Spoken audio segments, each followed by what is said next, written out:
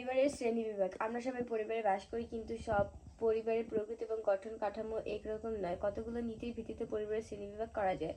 বংশ গণনা ও নেতৃত্বে পারিবারিক কাঠামো, বৈবাহিক সূত্র। বৈবাহিক সূত্র।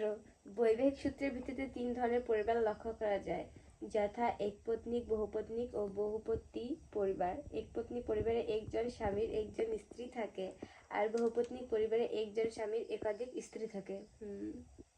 আমাদের সমাজে অধিকাংশ পরিবারে একপত্নিক, তবে বহুপত্নিক পরিবারও কদাচিৎ দেখা যায়। যারা হচ্ছে লিচ্চা টাইপের, তাদের ফ্যামিলিতেই হচ্ছে বহুপত্নিক।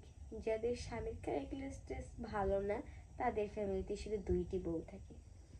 যেমন আমার স্বামীর কিন্তু ভালো না। আসলে বেলজ্জা বেলজ্জা। এই বিবাহ পড়া লাগে নাকি? এত এমনি মেশিনে পারে, এগুলো পড়া লাগে না।